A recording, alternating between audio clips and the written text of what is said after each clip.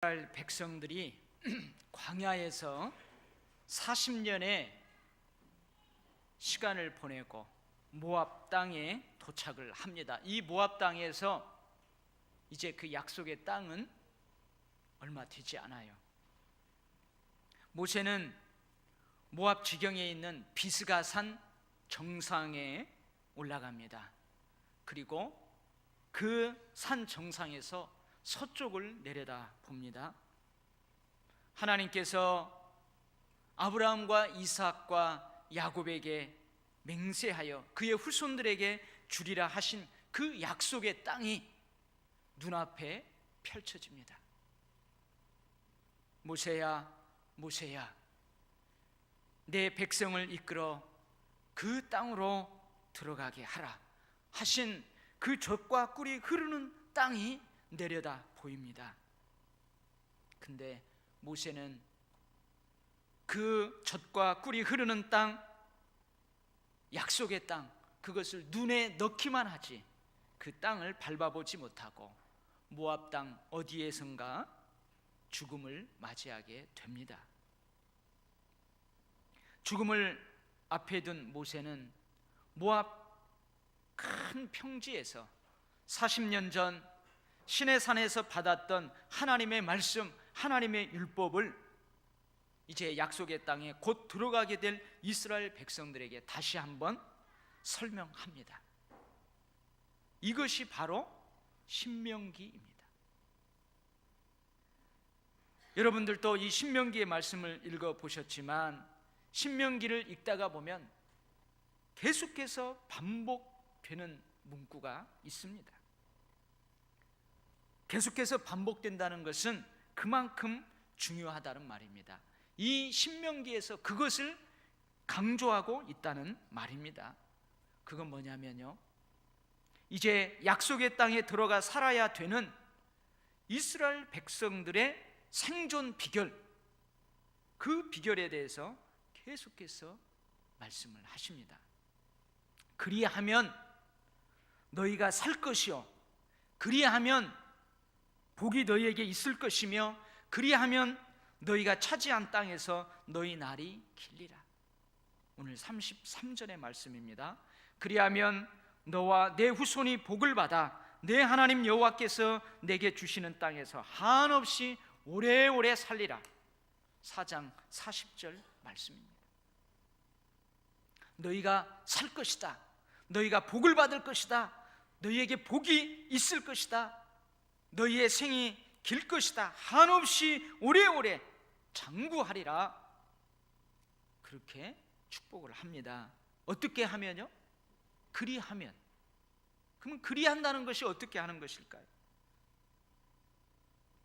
이제 이스라엘 백성들은 이 가나안 땅에 들어가면요, 유목민족이 아니에요. 오늘은 이곳에서 양떼를 뜯기고 내일은 저곳에서 양무리를 치고 그러한 유목민이 아닙니다. 들어가면 그 약속의 땅에 기업을 받아 정착해서 농사를 지으며 살아가야 합니다. 그러니 너희가 농사 짓는 법을 잘 터득하면, 농사 짓는 법을 잘 터득하면 너희가 살 것이다, 너희가 복을 받을 것이다, 너희가 오래오래 잘 살 것이다. 너 아닙니다. 젖과 꿀이 흐르는 땅이지만, 하나님이 이미 선조들에게 약속한 땅이지만 그 땅에는 원주민들이 살고 있습니다. 그들을 쫓아내야 합니다. 그러니 너희가 싸움에 능하고 군사력이 강하면 너희가 살리라. 너희가 복을 받을 것이다. 너희의 삶이 오래오래 길리라. 너 아닙니다. 그들이 쫓아내야 될 원주민들에게는요, 그 주변의 나라들에는 왕정 제도가 있습니다. 왕의 강력한 정치력을 통해서 강하게 똘똘 연합되어 있습니다. 그러니 너희가 그들보다도 잘 정비된 정치 제도를 갖추면, 정치 제도를 잘 갖추면 너희들이 살 것이다, 복을 받을 것이다, 너희의 삶이 오래오래 장구하리라. No, 아닙니다. 농사 짓는 법, 싸움에 능한 군사력, 잘 갖추어진 정치제도, 그것이 그들의 생존 비결이 아닙니다. 신명기에서 강조하고 있는 생존 비결은 이러한 우리의 예상과는 전혀 다른 것입니다. 그 생존 비결은 바로 이것입니다. 내가 너에게 명하는 이 말씀을 너희 마음에 새기고 배우며 지켜 행하면, 가르쳐서 행하게 하면, 부지런히 가르치면 너희가 복을 받을 것이다. 너희가 살 것이다. 너희의 삶이 한없이 오래오래 창구하리라. 그렇게 말씀하십니다. 여러분, 생존 비결이 뭐예요? 농사 짓는 법, 강한 군사력, 잘 정비된 정치제도, 이것이 그들의 생존 비결이 아닙니다. 마음에 새기고 배우고 지키고 행하고 부지런히 가르치는 그 가르침, 하나님의 명령을 가르치는 그 가르침, 그것을 배우는 그 배움, 지켜 행하는 그 행함, 이것이 그들의 생존 비결이에요. 40년 전 시내산에서 받았던 십계명을 비롯한 모든 하나님의 명령을 배우고 가르치고 지켜 행하면 너희가 살리라. 그렇게 말씀하고 있어요. 배우고 가르치고 지켜 행하는 것, 이것이 무엇입니까? 교육입니다. 교육이 바로 약속의 땅에서 생존하는 비결입니다. 바른 교육을 통해서, 끊임없는 교육을 통해서 그들이 40년 전 시내산에서 받았던 그 여호와의 말씀, 명령을 그대로 따라 행할 때 그들이 사는 거예요. 그들이 복을 받게 되는 거예요. 그들의 삶이, 그들의 역사가 장구하게 되는 것입니다. 우리 대한민국, 우리 선조들은 이스라엘 백성들하고는 다르게 유교 문화권의 역사를 가지고 있습니다. 그런데 유교의 가르침에서도요, 교육을 강조합니다. 군자에게는 3가지 즐거움이 있답니다. 부모님이 모두 생존해 계시고 형제들이 무사히 잘 살고 있는 것, 그것이 군자가 누리는 첫 번째 즐거움이랍니다. 나 자신이 하늘을 우러러 부끄럽지 않고 다른 사람에게도 내 마음이 떳떳한 것, 그것이 군자의 2번째 즐거움이랍니다. 3번째 즐거움은요, 세상을 살아가는 사람을 건전한 바른 인간으로 교육하는 것, 그것이 3번째 군자가 누리는 즐거움이랍니다. 군자의 2번째 즐거움은 자기 교육이에요. 자기 자신의 성장과 성숙, 자기 자신의 변화를 위해서 배우는 즐거움이 바로 2번째 즐거움입니다. 3번째 즐거움은 가르치는 보람이에요. 스승이 제자를 삼아서 그 제자를 사회에 기여하는 된 사람, 난 사람, 건전한 인간으로 세우는 그 가르침의 즐거움, 그 즐거움이 바로 군자가 누리는 3번째 즐거움이에요. 이런 말이 있습니다. 1년을 대비하는 사람은 밭에다가 곡식을 심고 10년 앞을 내다보는 사람은 나무를 심고 100년 앞을 내다보는 사람은 인재를 키운다, 사람을 키운다는 말이 있습니다. 무슨 말이에요? 교육의 중요성을 강조한 말입니다. 교육은 국가의 백년지 대계라고 했습니다. 무슨 말입니까? 교육은 국가의 미래를 좌우합니다. 교육을 통해 국가의 미래를 책임지는 인재를 양성하기 때문입니다. 그래서 교육은 국가의 백년지 대계라고 하는 것입니다. 그러면 교회는 어떨까요? 우리 교회는 어떨까요? 우리가 잘 알고 있는 것처럼 예수님께서 교회를 세우셨어요. 그리고 이 교회에 주신 5가지의 사명이 있습니다. 여러분도 잘 알죠? 예배가 사명이에요. 전도와 선교가 사명이에요. 봉사, 섬김과 나눔으로 하는 봉사, 양육과 훈련, 배움과 가르침, 교육, 그리고 함께 울고 함께 웃는, 서로 위로하고 격려해주는 친교, 이 5가지가 교회의 사명입니다. 그래서 교회를요, 하나님을 예배하는 예배 공동체라고 하는 거예요. 섬김과 나눔을 통한 봉사 공동체라고 합니다. 전도와 선교를 통한 증인 공동체라고 합니다. 함께 울고 함께 웃는 친교 공동체라고 합니다. 배움과 가르침, 양육과 훈련이 있는 교육 공동체라고 하는 거예요. 하나님께서 우리를 교회의 일원으로 택하시고 부르셨습니다. 하나님께서 우리를 하나님의 자녀로 택하시고 부르셨습니다. 근데 그때 어떤 자격을 보고 택한 게 아니에요. 이 모습 이대로 그저 예수를 믿는 믿음 그 하나 보고 우리를 부르셨어요. 하나님의 거룩한 백성들의 모임, 이게 교회입니다. 근데 교회는 이들을 일꾼으로, 주님의 제자로, 주님의 사명을 완수하는 자로 자라가게 해야 합니다. 교회는 그렇게 자라가야 합니다. 이 모습 이대로 그렇게 부름받은 그 사람들을 이제 일꾼으로, 주님의 제자로, 주님의 사명을 완수하는 자로 세워야 합니다. 세워져 가야 합니다.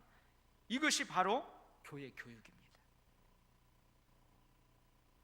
만약 교회 교육이 멈춰버린다든지, 교육이 이때 바르게 교육하지 못한다든지, 바르게 교육하지 않는다든지 하면 교회는 교회로서의 역할을 감당하지 못하는 거예요.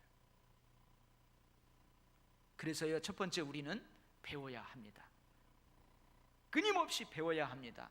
배움을 멈춰서는 안 됩니다. 왜 우리는 끊임없이 배워야 합니까? 왜 배움을 멈추면 안 되는 것입니까? 왜 그러냐면 그리스도의 장성한 분량에까지 자라가야 하기 때문에 그렇습니다. 그런데 우리는요, 일생 동안 배워도, 일생 동안 주님을 본받으려고 열심히 배워도 예수 그리스도의 모든 것을 다 배울 수가 없어요. 그래서 여러분, 우리는 배움을 멈추면 안 된다는 거예요. 내가 하나님 품에 안기는 그때까지 끊임없이 배워야 돼요. 그 배움을 통해서 끊임없이 자라가야 돼요. 그 다음에 왜 우리가 배워야 합니까? 가르치기 위해서 배우는 거예요. 형제들을 깨우치기 전에 내가 먼저 깨우쳐야 합니다. 좋은 것으로 양육하기 전에 내가 먼저 좋은 것으로 양육받아야 합니다. 상대방의 성숙함을 위해 전심전력하기 전에 나의 성숙함을 위해 전심전력해야 합니다. 나 자신을 먼저 연단해야 합니다. 제자 삼는 스승이 되기 전에 내가 먼저 스승의 제자가 되어야 한다는 말입니다. 어느 날 예수님께서 제자들을 모아놓고 이렇게 말씀하십니다. 그냥 두라. 그들은 맹인이 되어 맹인을 인도하는 자로다. 만일 맹인이 맹인을 인도하면 둘이 다 구덩이에 빠지리라. 이런 말씀을 하세요. 여러분, 이 예수님의 이 말씀은 앞을 보지 못하는 시각장애인들을 비하하는 말씀이 아니에요. 여기에서 맹인은 영적 맹인입니다. 하나님의 말씀을 제대로 알지 못하는 사람이에요. 그래서 자신들의 입맛에 맞추어서 해석하고 자기 입맛에 맞추어서 가르치는 교만한 사람들이에요. 이런 사람들의 가르침은 결국 그 사람으로부터 가르침을 받는 사람들조차도, 배우는 사람들조차도 영적 맹인으로 만들어 버립니다. 결국은 가르치는 사람이나 배우는 사람이나 모두 다 구덩이에 다 빠져 죽게 되는 거예요. 사랑하는 우리 도율교회 성도 여러분, 여러분은 어떻습니까? 배우고 있습니까? 배우고 있어요? 성경을 읽는 것에 전념하고 있습니까? 성경을 배우고 있습니까? 과연 하나님은 어떤 분이실까? 과연 하나님은 뭐라고 말씀하실까? 그런 궁금증을 가지고 여러분 배우고 있습니까? 경건서적, 신앙서적을 여러분 읽고 있습니까? 내가 좋은 예배자가 되기 위해서, 내가 증인으로서 바르게 살아가기 위해서, 내가 신앙의 동료와 이웃과 바른 관계를 맺기 위해서 내가 어떻게 해야 될까? 그러한 원리들을 여러분 배우고 있습니까? 자신을 돌아보며 성숙함을 위해 전심전력하고 있습니까? 여러분, 저도 신학대학원에 들어갈 때요, 이 성경을 여러 번 읽었어요. 그때는요, 어디 말씀이 어디 탁 나온다고 다 알았어요. 근데 지금은요, 잘 몰라요. 그래서 성구사전을 찾아봐야 되고 그래요. 여러분, 배우기를 그치면 10년 전 배운 것도 1년 만에 다 잊혀진다고 그러잖아요. 사랑하는 우리 도율교회 성도 여러분, 끊임없이 배워야 될 줄 믿습니다. 여러분, 배우기를 멈췄다면 여러분 다시 배우기를 시작해야 될 줄 믿습니다. 그래야 우리가 살아요. 그래야 복을 받아요. 그래야 이 땅에서 삶이 장구해요. 두 번째, 우리는 가르쳐야 합니다. 바르게 가르쳐야 합니다. 구약의 호세아 선지자가 외치는 말씀입니다. 내 백성이 지식이 없으므로 망하는도다. 너가 지식을 버렸으니 나도 너를 버려 내 제사장이 되지 못하게 할 것이요, 너가 너 하나님의 율법을 잊었으니 나도 너 자식들을 잊어버리리라. 여러분, 제사장의 입에는요, 여호와의 하나님의 율법과 규례와 법도가 있어야 돼요. 교회에는요, 세상 백성들을 향한 제사장의 역할을 감당하는 성도들의 입에는요, 여호와 하나님의 율례와 규례와 법도가 있어야 돼요. 제사장은 백성들에게 여호와 하나님의 말씀을 가르쳐야 됩니다. 그 말씀대로 살아보면서 이것이 하나님의 기뻐하는 삶이다, 그것을 보여줘야 돼요. 그런데 그런 가르침이 없습니다. 12지파가 흩어져서 기업을 받아 살아가요. 근데 제사장들에게는, 레위인들에게는 기업을 주지 않아요. 흩어져서 살아가는 그 각 지파의 성읍 한쪽 귀퉁이에 살 수 있도록 해줘요. 하나님이 왜 제사장들을 그렇게 합니까? 한쪽 귀퉁이에 살면서 그 성읍에 있는 이스라엘 백성들에게 예배하는 법을 가르치고 율례와 규례와 법도를 가르치라고 그렇게 흩어져서 살아가게 하신 거예요. 근데 가르침이 없어요. 백성들에게 여호와 하나님을 아는 지식이 끊겨버렸어요. 그래서 호세아 선지자를 통해서 외치는 거예요. 내 백성이, 그 백성들이 망하는도다, 한탄하는 것입니다. 우리는 잘 알고 있습니다. 유대인들이 전 세계에 흩어졌어요. 몇백 년 동안 흩어져서 살아요. 근데 유대인들이, 이스라엘이 지금까지 망하지 않고 끈질기게 이어져 오고 있지 않습니까? 그 이유가 있어요. 흩어져 살아가는 이 유대인들은요, 그 흩어져 살아가는 그곳에 유대인들 20-30명이 모이면은 반드시 회당을 세웁니다. 그리고 그 회당에서 자녀들에게 부지런히 가르친 것입니다. 하나님을 섬기는 법, 하나님이 주신 이 율법, 그것이 바로 쉐마 교육이에요. 그 가르침이 지금의 이스라엘을 있게 한 것입니다. 결국은 팔레스타인 그 사람들을 쫓아내고 그곳에다가 이스라엘이라는 국가를 세우게 되잖아요. 그게 바로 교육이에요. 회당 교육. 우리는 슬픈 역사를 가지고 있습니다. 일제강점기라는 슬픈 역사를 가지고 있어요. 그때 일제가요, 우리나라와 우리 민족성을 말살하려고 쓴 정책이 있었어요. 그것이 무엇입니까? 우민화 정책이에요. 많은 정책이 있었지만 우민화 정책이에요. 우리 한글을 가르치지 못하게 합니다. 우리 학교를 폐쇄해버립니다. 우리 문화를, 우리의 전통을 가르치지 못하게 하는 거예요. 그러면 결국 나라가 망하게 되는 것입니다. 근데 우리나라가 지금 망하지 않았어요. 왜 그래요? 우민화 정책에 굴복하지 않고 깨어있는 사람들이 국내외에서 목숨을 걸고 가르침을 계속했기 때문에 우리나라가 망하지 않고 있는 거예요. 우리가 잘 아는 이야기죠. 어느 날 서당에 가봤더니 학생들이 바람풍 하지 않고 전부 바담풍 하고 있는 거예요. 왜 그래요? 훈장님이 그렇게 가르쳤기 때문에 그래요. 잘못 가르친 것입니다. 가르침이 계속되어야 돼. 바른 가르침이 계속되어야 합니다. 전하는 자가 없이 어찌 듣겠습니까? 가르쳐주는 자가 없는데 어찌 바르게 배울 수 있겠습니까? 여러분, 맨투맨으로 말씀과 신앙의 훈련을 하는 1:1 제자 훈련이 있어요. 그 양육자들은 목사님에게 잘 교육을 받은 다음에 한 사람을 자기 동반자로 삼아서 그 사람을 양육합니다. 근데 어떤 목사님이요, 그 둘이 앉아서 공부하는 것을 멀리서 엿들어 봤어요.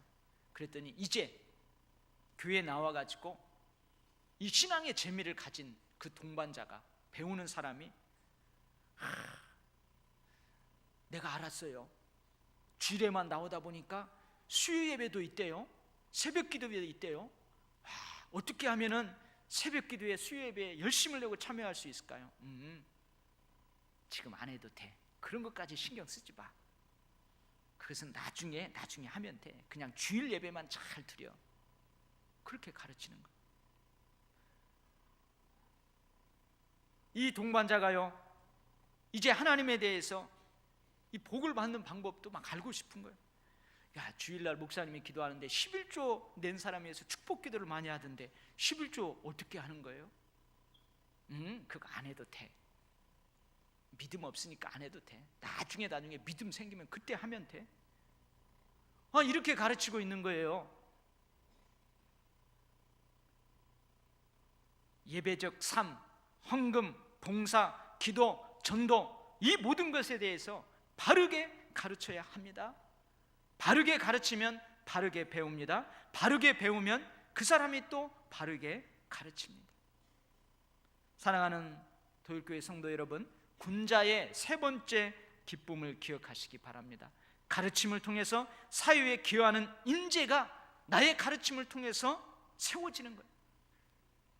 나의 가르침을 통해서 사람이 세워지는 거예요. 여러분, 그 기쁨이 있습니다. 사도 바울도 고백합니다. 하나님 앞에서 나의 기쁨이요 나의 자랑의 면류관이 무엇인지 그것을 이야기해요. 하나님 앞에서 나의 기쁨이요 나의 자랑의 면류관은요, 나의 가르침을 통해서 성숙한 신앙인이 되고 제자가 되고 일꾼이 되고 그 사람을 볼 때에 기쁨이 있어요. 그것이 바로 나의 기쁨이요 자랑의 면류관인 것입니다. 여러분, 생각을 해보세요. 이제 교회에 막 왔어요. 아무것도 몰라요. 백지장과 같은 사람이에요. 근데 거기에다가 내가 가르침을 주는 거예요. 나는 성경 말씀 잘 몰라도 배운 대로 예배는 이렇게 드려야 돼. 그래야 복받아. 이렇게 하면 돼. 하면서요, 잘 몰라도 위로하고 권면하고 먹을 것 갖다 주면서 조금 늦으면 때로는 꾸지람을 하면서 그러면 안 돼, 이렇게 해야 돼. 나의 가르침을 통한 섬김, 섬김의 삶을 통한 가르침을 통해서 그 백지장과 같은 초신자가 성숙한 신앙으로 자라가는 거예요. 여러분, 그것을 지켜보는 그 기쁨이 있어요. 여러분, 우리 교회에 지금 신생아들이 많습니다. 가서 축복기도 하러 갈 때는 이만했어요. 근데 벌써 한 달이 지났는데요, 쑥 컸어요. 그만큼 커는 동안 엄마 아빠 얼마나 고생했겠어요. 근데 그 자라가는 것을 보는 기쁨, 옹알옹알 해요. 근데 이제 한 달도 안 됐는데 야야 이리 와라, 엄마라고 한다. 그러면서 여러분 기쁨이 있는 거예요. 우리 도율교회 모든 성도들이, 저를 비롯해서 우리 모두가 이런 가르침의 기쁨을 누리시기를 주의 이름으로 축원합니다. 세 번째, 우리는 롤 모델이 되어야 합니다. 큰 믿음의 모델, 바른 신앙의 모델, 축복받는 모델이 되어야 합니다. 야, 저 사람은 믿음의 배포가 커. 저 사람 믿음 내가 갖고 싶어. 참 저 사람은 진짜 신앙생활 잘해. 복 받으려면 저 사람처럼 축복을 받아야 돼. 이런 모델이 되어야 합니다. 행동으로 보여줘야 된다는 말입니다. 삶으로 보여줘야 된다는 말입니다. 지켜 행하라 말씀하셨습니다. 약속의 땅에서 하나님의 말씀대로 살아가는 것을 자녀들에게, 후손들에게 보여주어야 한다는 말입니다.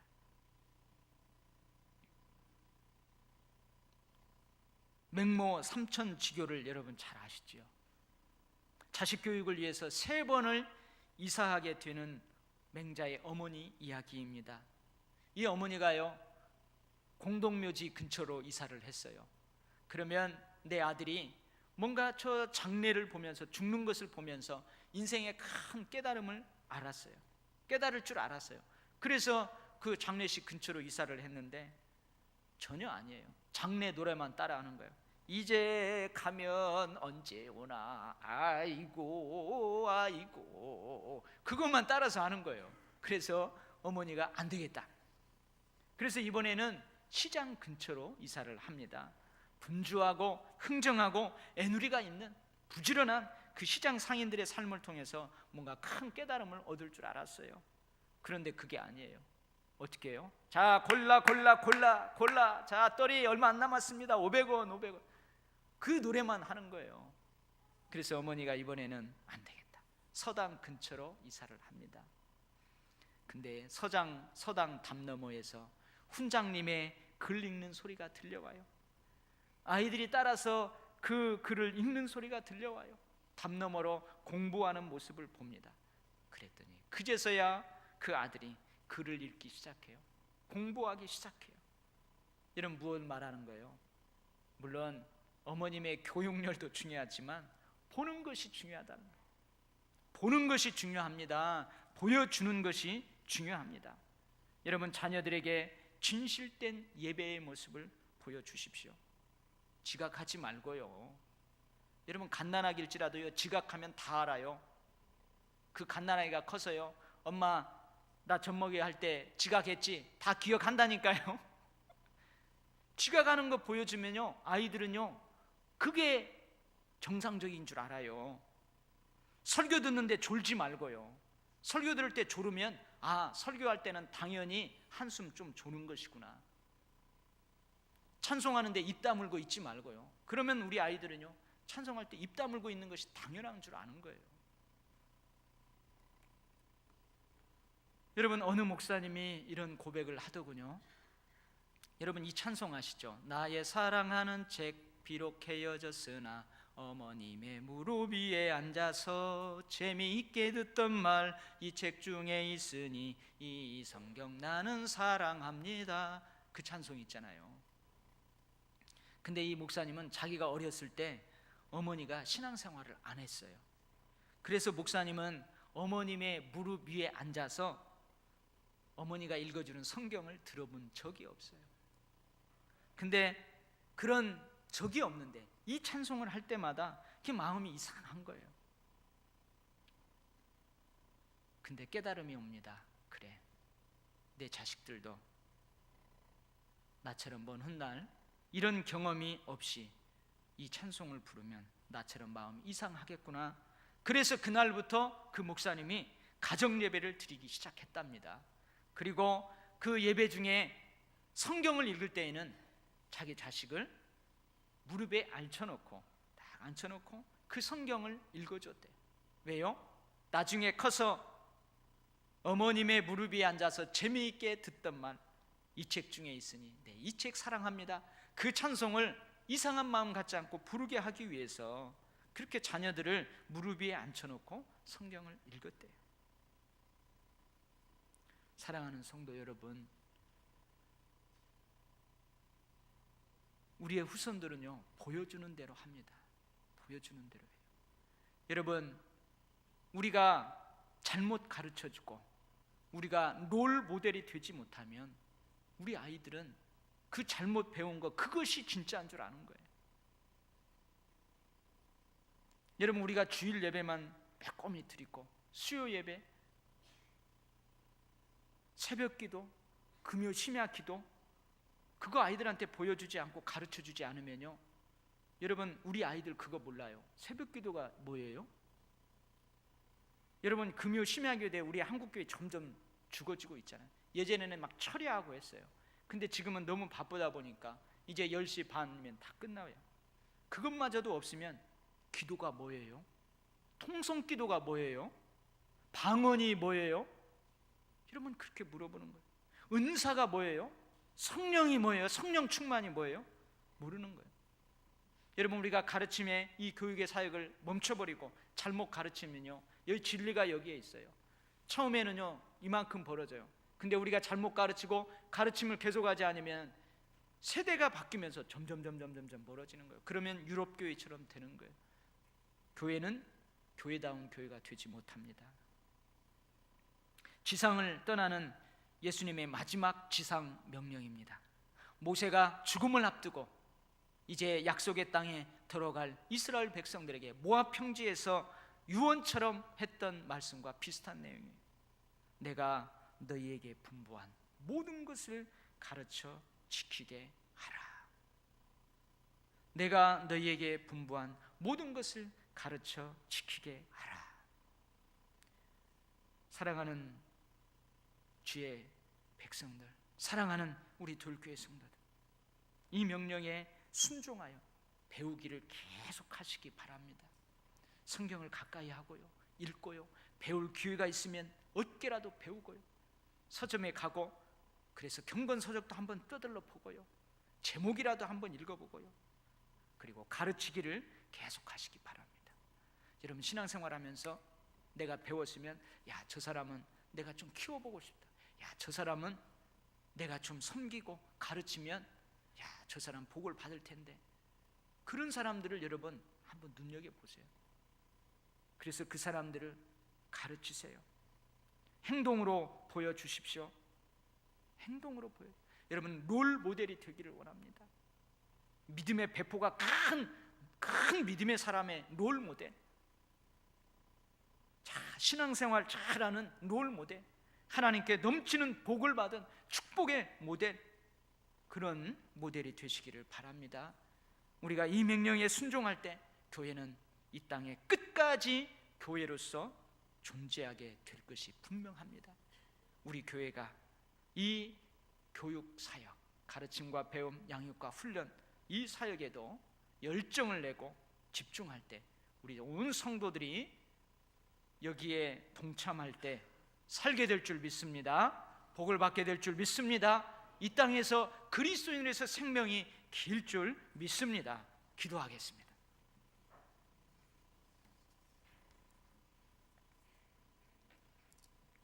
하나님 아버지, 이제 겨울이 뒤로 물러갑니다.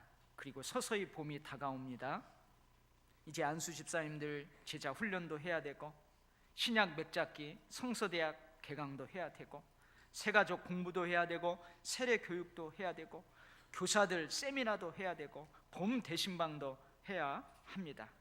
하나님 아버지, 이러한 모든 가르침의 사역들을 통해서 우리 교회가 이 봄에 생명이 땅을 비집고 올라오는 것처럼 살게 하여 주시고, 생명이 햇빛과 이 따스한 날씨를 통해서 자라가는 것처럼 자라가는 복이 있게 하여 주시옵소서.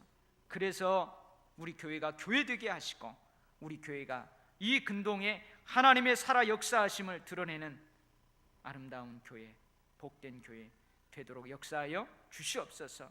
하나님, 성도 한 사람 한 사람이 하나님을 더 가까이 하고, 하나님을 더 사랑하고, 하나님의 말씀을 더 가까이 하고, 은혜의 깊은 자리로 신앙의 지경이 더 넓혀지는 그러한 자리로 나아가는 역사들이 있게 하여 주시옵소서. 예수님 이름으로 기도하옵나이다. 아멘.